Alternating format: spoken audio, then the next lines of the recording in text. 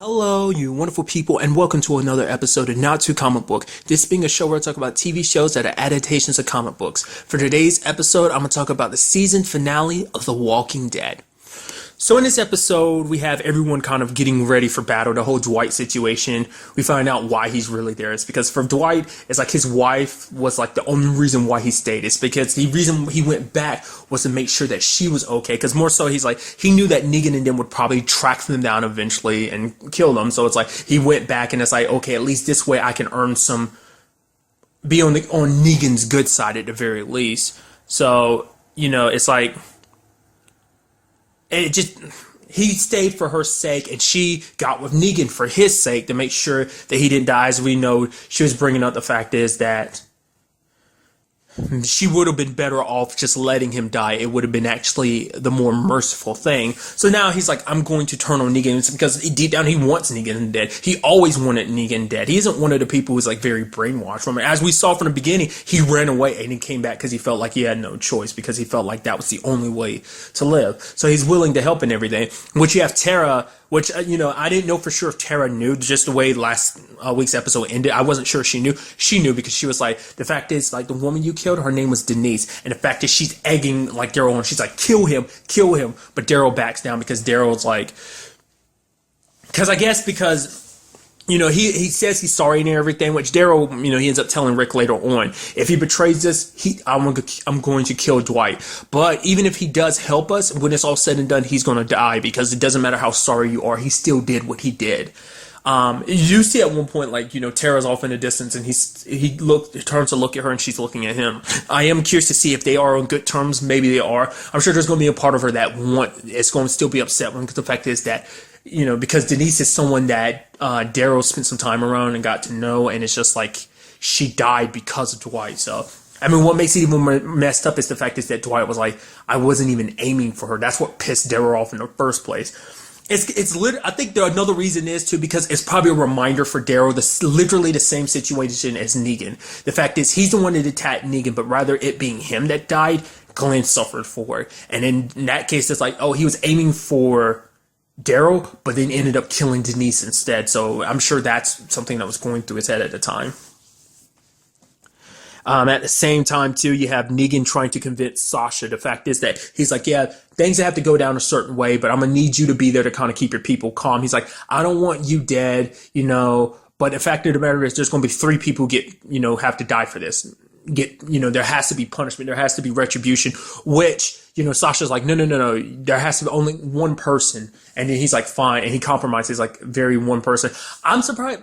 I guess that was kind of the assumption. My assumption was that he was giving her the choice to be like, okay, you get to choose a person, but he never outright said that. But that's what my decision. I was thinking like, oh, you're going to make it so that he has to choose the person that she has to choose the person that dies. And he says like, Negan's so beautiful with words. The fact is that he's just like, when it's all said and done, he was just like, you have me so wrapped around your fingers. And it's not just a man and woman thing, he's like, even if you were a guy, I mean, his exact words were, even if you had a dick, I'd still have these feelings. So it's just like, you're so poetic, Negan.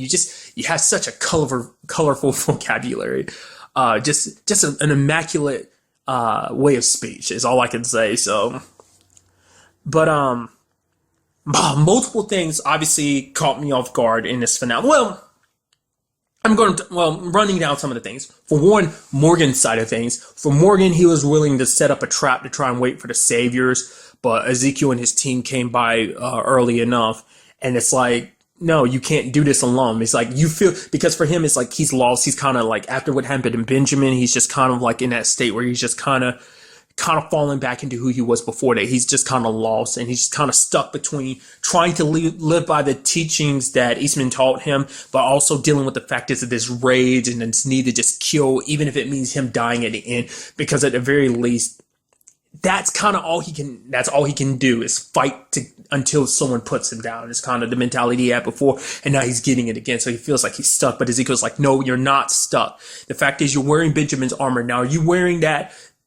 for your own reasons, or are you wearing that so that you can keep his memory alive and fight to keep others safe? Which it seems Morgan is kind of putting that aside and is fighting for their sake, because he, joins them as they get ready for battle. as they march on to battle. Uh, Two, the whole situation with Sasha, that was super sad. The fact is that it came down to that. Like, I had a feeling the entire time is what that was leading up to because, at the beginning, obviously we see her kind of somewhere and it seems like she's kind of closing her eyes. I was like, she took the poison to kill herself. And then you see that obviously the whole situation was like, oh, like I'm gonna be in this casket. Basically, she wanted to be somewhere where they wouldn't be able to see her. She took the poison so that when she died, like the first thing she'd be able to do is attack, and basically she acted as a distraction because it also ties in with third thing, the freaking like I don't know what you call them, like it's the other group from the led by Jadis and her people, which I do love that remark she had when she walked up to Rick and Michonne and just like, huh. Is this one yours? And Michelle's like, yeah, we're kind of a thing. And then she's like, oh, I will lay with him after you. And then Michonne's like, she wants to say something. And she's like, maybe we should get back to work. And then Rick's kind of walking back, kind of like, what the hell? I kind of felt like there was something there the way Jadis would kind of look at him. I'm like, it kind of looks like she's looking at him like a piece of meat. Like, it's almost like, yeah, I kind of want to get with you type of situation. And it seems like she's turning to someone behind her and just kind of shrugging her shoulders. Like, I just love that was just a thing. But the fact of the matter is that they were, like, I didn't see that coming. It's like, okay, the bombs are about to go off. I'm like, I was like, okay, what the hell happened? I was like, there's no way that Eugene knew ahead of time that was going to happen. And then all the Jadis and her people turn a gun on Alexandria's, and I'm like, oh my god, it's you! It wasn't even Gregory, because I mean, I think even like Maggie, because she said the same thing about the fact is that she was thinking that Gregory was the one spilling the information. It's like, nope, not even Gregory. And I thought the same thing too. It wasn't Gregory spilling the beans, it was Jadis and her people. It's like, why are you doing this? It's because basically Negan offered them a better deal. It's like, dude. I was like, I did not see that betrayal coming, and I loved it. Especially because they went through so much trouble to set up that partnership for them to screw them over like that. Luckily and sadly, Sasha did what she did. Because what I love about this episode too is also like she's kind of dreaming, but it's not really a dream. It's her remembering the day up until like the season 6's finale before they go out, to get Maggie to the doctor.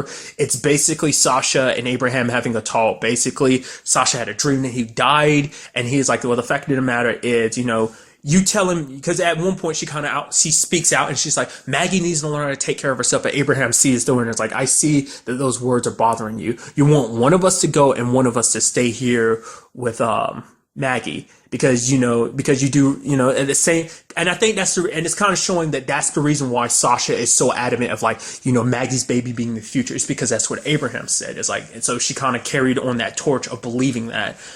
So it's like, the fact of the matter is there are times in our lives where we kind of have to put ourselves on the line. Like you and me are those type of people who have to put themselves on the line to protect the other people. Like in this case, Maggie and her baby. We're the ones that stand there and take it so that, the others can stand up and fight and keep on living. So it's like, so she kind of bit the bullet in this occasion. It's like she, obviously, like I said before, last episode made it seem like more so that she was trying to have a weapon so she can use it against Negan, and now she kind of turned herself into the weapon. She did that for their sake, to have kind of catch Negan off guard. I kind of had a feeling that's where it was going to go. So, but I was thinking, well, it's like maybe she would take it ahead of time, and then by the time they get there, she's standing there, and it's like, okay, we need to start the peace talks, and then she starts dying and tells them like, hey, do what you need to do. So, where my mindset was, I just hate that it was a situation where she had to turn it into a walker. Like I said, it was just a sucky situation. It's like, I'm sad that things played out the way they did for her, but at the very least, she gave them a chance, and everyone acknowledges that. And then you had that moment where Negan's basically in Rick and Carl's faces and being like, the fact of the matter is you have to learn, Rick. And it's like, so this time what I'm going to do is I'm going to bash your boy's brains in, and then I'm going to take you and I'm going to break your break your arms and your hands. But then you had Rick not backing down. He backed down a little bit. Obviously, it's kind of a reflection of the beginning of the season where he was like, he wasn't backing down. well, beginning of the last season, but kind of, I mean, the end of last season, kind of beginning of this season. But the fact is that he wasn't backing down this time. He's like, no matter what you do, he's like, go ahead, break my hands first and make me watch. But I promise you, I will kill you. It may not be today, it might not even be tomorrow, but you will die. You guys don't even realize it, but you're already dead. And I'm like, ooh. And you see the look on Negan's face where Negan's just like super pissed at first, but then he kind of smiles and laughs. He's like, ooh, Rick, that's some good stuff. And then just before he's about to do it to Carl, I was like, which, really quickly, I do know that Rick's hands, it's a random tidbit of information I've randomly heard brought up in conversation. I think Rick's hands were messed up in the comic books. I don't know whether he lost one or lost both of them. I think I heard someone talk about him losing both of them. Maybe it was one of them. So I'm assuming that is going to come true, but that's what I was kind of expecting this to be. Like, first he's going to act like he hits Carl, but then he's going to hit Rick and break his arms or like severely bash him is kind of the mentality I was having. So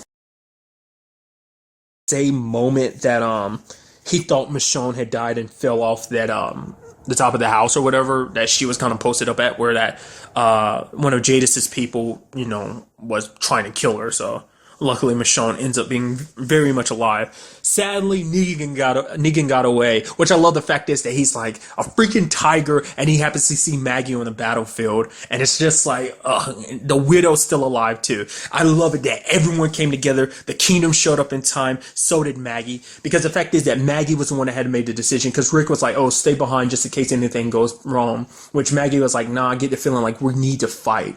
And Jesus was like, I'm glad that you're the one that makes the decision, because if Gregory was here, it's like, because he trusts her more so than anything. He always like, the whole point was for her to lead anyway. There was like this beautiful, like, it's not necessarily, I guess it more be VO voiceover thing that Maggie does that I thought was very beautiful. Basically talking about the fact is that they are here now because of things that have happened. The fact of the matter is everything led to them getting to where they are now. And it's like basically like Glenn making the decision to help Rick way back in season 1 led them to where they are now. Before all this, they were just strangers. But because of that one decision of Glenn's, they all played out their roles. They basically got to where they are and no longer are just strangers, that they are a family that will fight and die for each other. It's like Glenn died, for your sake, basically, in a way that you can keep going on. And she's going like, I'm here, Rick, because I'm just continuing what Glenn had already started. I'm like, that's such a beautiful thing. And what I love most is the fact that she's got her dad's pocket watch, like when she's standing. And we have like at the end of it all, you have Ezekiel, Rick, as well as Maggie, all sending her the 3 leaders. And now they're coming together because it's like, now it is officially time for war. Negan's amassing his army and they have to come together now. I'm very curious to see what this means. Because for one, this means Oceanside is heavily, they're without their guns now. I don't know if Jadis and her people took all of the guns, because obviously some were in their hands, but maybe they got some of them back off of some of the people that died. Negan's obviously still got it, and he's very interested in Daryl. He's like, oh, also I'm gonna get Daryl back too. I see him over there, and just kind of points at his eyes and points in like, oh, I see you, Daryl. They fought back today. Obviously, they didn't even have the numbers that they thought they would, because obviously they had Jadis's people too. So what does that mean they're going to do? Will they go back and try to get Oceanside? Which Oceanside's still probably on the fence of like, no, we're not going to fight. Mainly because, obviously, their leader's just kind of like, she doesn't want to fight. So, but, the fact is that they stood up to them and pushed them back. Finding out about, Sasha, Negan's like, how do you think she died? And you have Eugene being like, yeah, I think I probably sealed that up too tight, and that's how she died. And Negan's like, if you say so, kind of like, but not really believing Eugene, because Sasha did say something interesting to Eugene. And Eugene's like, I'm so sorry that I'm not as brave as you and as well as everyone else. He's like, I want you to kind of get readjusted to this whole situation. When he found out like, oh, what she did about her quote unquote vitamin situation, her allergy medicine is what he actually called it.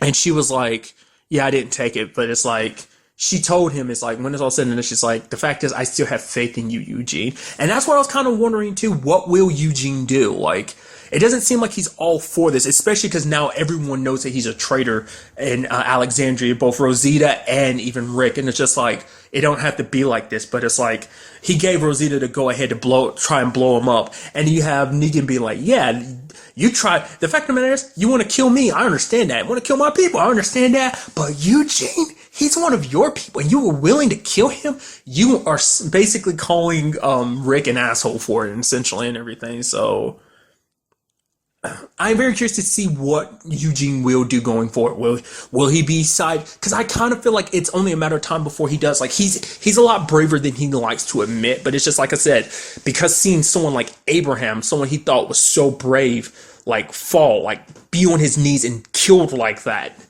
It's the most scared he's ever been. So obviously it's not something easy to shake. So. But I'm very curious to see, will he continue, like, because of what Alexandria tried to do, will he be more like F you type of thing going forward? The fact is that, like, they would have tried to kill him.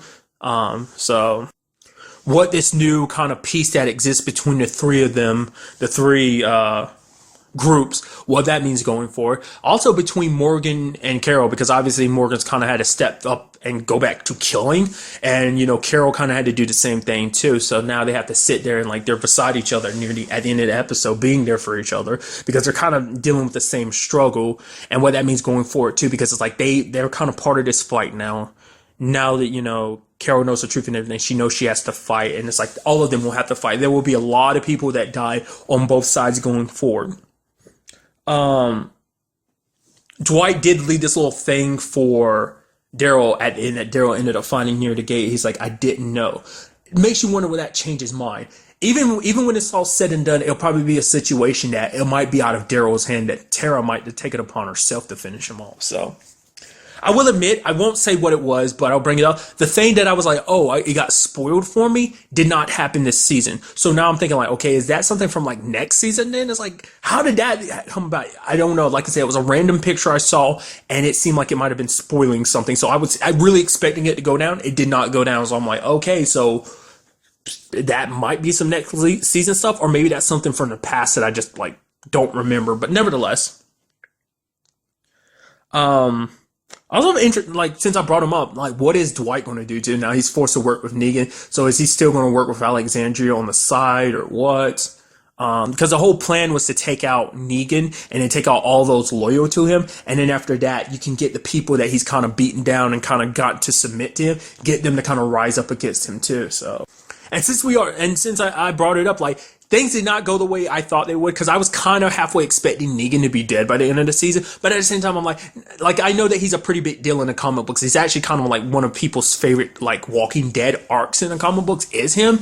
So to hear, like, know that he's still around, I'm kind of okay with that. Just because, like, I love Jeffrey Dean Morgan a lot. He does such a fantastic job as Negan. It's just like I said, once again, the villain you love to hate. It's like you make me love you and hate you at the same time. And I love a good villain that can make you do that. Love them and hate them.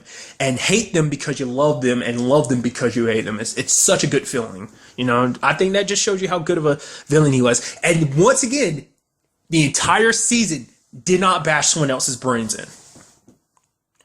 It was set up there with Abraham and Glenn, and he's never done it the rest of the season. Threatened to do it. He was about to do it, but he didn't do it. So once again, I don't know whether that's an outside thing where it's like Walking Dead can't do it, or like, maybe they're under guideline rules of being like they can only push their violence up to a certain point. It's like maybe that was like the limitations was just that one episode, so they had to cut back for the rest of the season. I don't know. But like I said, it's like Lucille is a device of every time he brings her up in the fact as of what he's going to do to somebody. It's just, you get that like feeling where you just kind of want to look away from the TV screen because you don't want it to happen. Because for a second, I was like, the fact of the matter is they could do it if they wanted to, because obviously the show's taken many liberties, so changing things up. So it's like, the fact is that like they could have easily killed Carl if they wanted to, but I'm glad they didn't. But they could have easily done that. But I'm super excited to see what goes down. Like, the fact is, like, I like literally the entire season, because I know that thing about Rick's hands and arm in the comic books. I'm going to literally be thinking about that entire next season. I was like, okay, so when is Rick going to get seriously messed up, and will it be him who deals the final blow to Negan? Like I said, I'm envisioning some poetic justice. Like I said, I've never read the Walking Dead comic books, so I don't even know how Negan meets his end. I mean, granted, he might not even be dead in the comic books for all I know. I think he is, the way people talk about him like that. Because I feel like most people are like, oh yeah, because like I said, it's like, oh, for most people that he's their favorite part of the comic book. So a lot of people kind of talk about him in past tense. So I'm pretty sure he's dead in the comic books. But like I said, I'm just glad we get to keep this villain around for a little bit longer, because he is like the only continuous villain that we've ever had to deal with across multiple seasons. Because the Saviors have been a thing since season 6, obviously, but it's like they started there, and then they've been the main antagonist all throughout season 7, and obviously going to be the biggest main antagonist all throughout season 8 too. So, because even the governor like popped up in season 3, disappeared like at the end of season 3, and then like popped up again in like a little bit before the mid-season of season 4, and then was dealt with again. So it's like he wasn't even a continuous enemy, but the Saviors is a continuous threat. So it just adds a different element. Like they've never really been up against a big baddie like him before. It's always been the threat of the Walkers or what to do next, you know, other groups, but never a group of this scale. So it's definitely going to be very interesting going forward with, like I said, war looming overhead.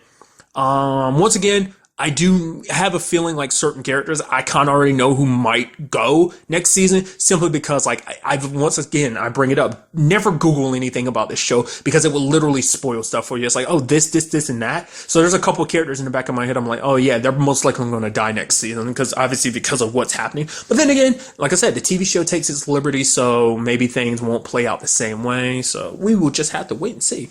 The question too that also popped up in my head also is, where the hell did Gregory go? Like he left that was last episode. Like, where did he go? Like the fact is that he left is what made me think that he was the one betraying him. I mean, for obvious reasons, but it's like, where did he go when this is all said?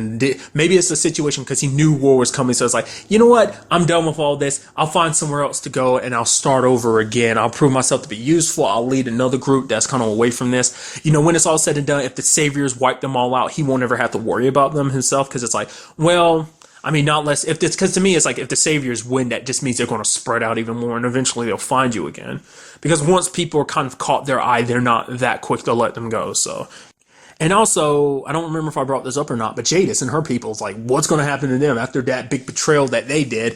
Is like, will Rick and them decide to wipe them out, especially because there's still a danger, because the whole dealing between them and Negan, so they're still a threat too. So will they be taken care of, or I doubt Rick will be as willing to like strike up another deal with them. It's like, oh, I'll make you a better deal. And then Negan is like, no, you betrayed me like that, so you're kind of as good as dead. So, but will Rick actively go after them, or will he just be on the lookout for them? It's like, okay, along with me wiping out the Saviors, we got to make sure that we wipe them out too. Or is it just like, let them do their own thing? As long as they don't attack us, we don't care. I feel like that's probably not an option in this situation, because it's like, they got too close once already, so you can't let them do that again. That's kind of mentality I'm thinking of. So, like, overall, a very fantastic episode. I was just constantly waiting. I was like, oh, in the commercial breaks, I want to see this play out, dude.